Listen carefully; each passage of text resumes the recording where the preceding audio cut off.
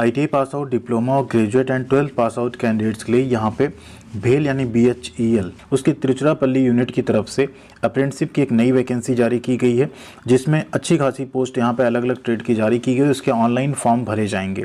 Form भरने की last date भी बहुत करीब है, तो आप लोगों को इसका फॉर्म जल्दी जल्दी भर लेना चाहिए। आइए वैकेंसी की पूरी डिटेल यहाँ पे देख लेते हैं। सबसे पहले ITI की देखेंगे, बाद में डिप्लोमा एंड ग्रेजुएट की। ITI अप्रेंटिसशिप की बात करें तो 4 फरवरी का नोटिफिकेशन है, वेबसाइट पे थोड़ा सा लेट फ्लोट हुआ। एंड इसमें अगर आप देखें तो ये 2024-25 बैच 2 है, ठीक है। बैच 2 के लिए अप्रेंटिसशिप की वैकेंसी आउट की गई है, जिसमें अगर आप देखें तो वैकेंसी ट्रेड वाइज अगर आप देखेंगे तो फिटर की यहाँ पे 180 पोस्ट है, वेल्डर की 120 है, इलेक्ट्रीशियन की 40 है, टर्नर की 20, मशीनिस्ट की 30, इंस्ट्रूमेंट मैकेनिक की 10, मोटर मैकेनिक MMB की 10, मैकेनिक RAC की कितनी है 7 है। एंड इसके अलावा कोपा की टोटल 13 सीट है। सभी अप्रेंटिसशिप आपकी 12 महीने यानी 1 साल की होगी। और 430 total vacancy ITI pass out candidates के लिए यहाँ पे रखी गई है, जिसमें कोपा और वेल्डर जो कि 1 ईयर ट्रेड है, इसमें 7,700 रुपये स्टाइपेंड मिलेगा और बाकी ट्रेड में 8,050 रुपये आपको मंथली स्टाइपेंड मिलेगा। अब यहाँ पे बात करें मिनिमम एज लिमिट की, तो वह है 18 साल, मैक्सिमम है 27 साल 1 फरवरी 2025 तक जनरल कैंडिडेट्स के लिए।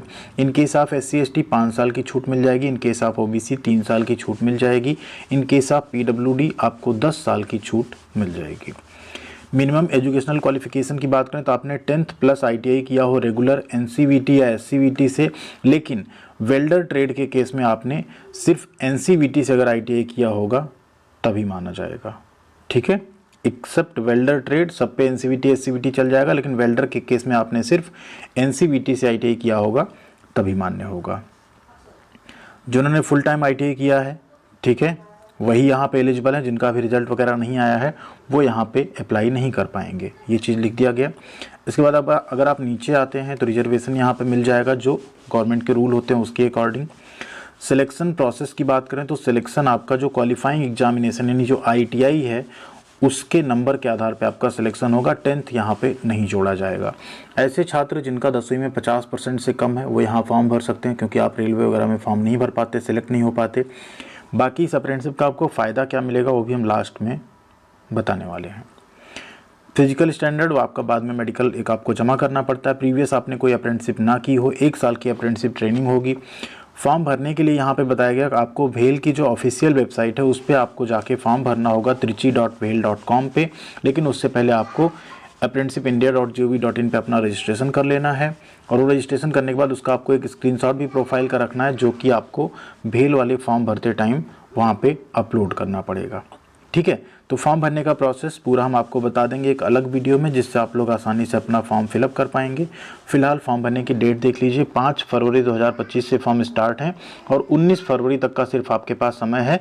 तो जल्दी से आपको इसका फॉर्म भर लेना, नहीं तो लास्ट डेट यहाँ पे निकल जाएगी आपकी, ठीक है। ये स्टेप्स यहाँ पे दे दिए गए, क्या क्या स्टेप्स हैं, कैसे आपको फॉर्म भरना होगा। रजिस्ट्रेशन करना है, फिर आपको फॉर्म भरना है एंड आपको ये सारे डॉक्यूमेंट्स उसमें अपलोड भी करने पड़ेंगे स्कैन करके, ठीक है। अब बात करते हैं इस अप्रेंटिसशिप के बेनिफिट की। देखिए, अगर आप ये अप्रेंटिसशिप कर लेते हैं तो आपको एक मिलेगा यहाँ से सर्टिफिकेट, जो कि होगा आपका NAC सर्टिफिकेट, जिसे हम लोग कहते हैं नेशनल अप्रेंटिसशिप सर्टिफिकेट, ठीक है।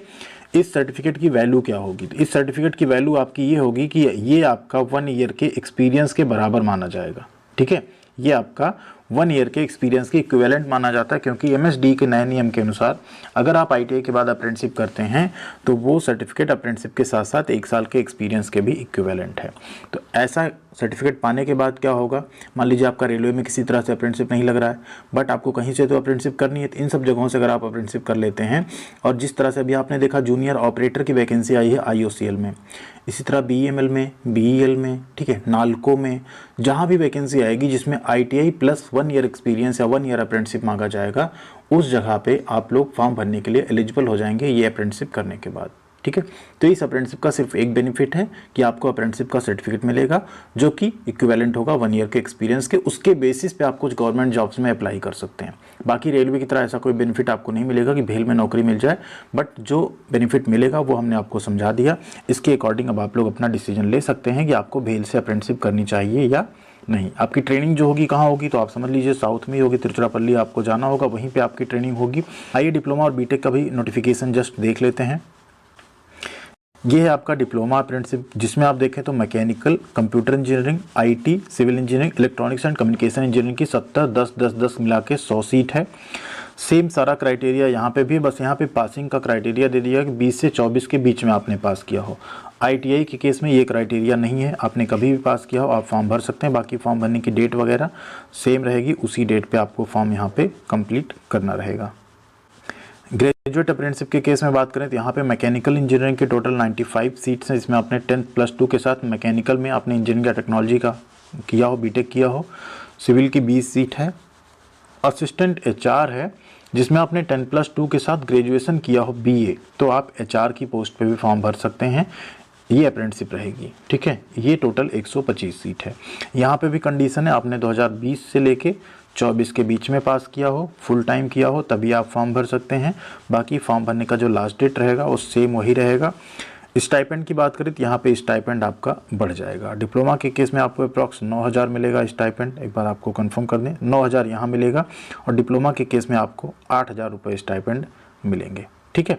तो ये था पूरा आपका Bharat heavy electricals limited, electronics बोल दिया था हमने शायद शुरू में, भारत हैवी इलेक्ट्रिकल्स लिमिटेड का पूरा आपका अप्रेंटिसशिप जो आया हुआ है उसका जानकारी, ठीक है। सिलेक्शन आपका मेरिट के बेसिस पे होगा। फॉर्म ऑनलाइन भरना 19 फरवरी से पहले। थैंक यू वेरी मच, ख्याल रखिएगा अपना। मिलते हैं अगली अपडेट के साथ अगले वीडियो में।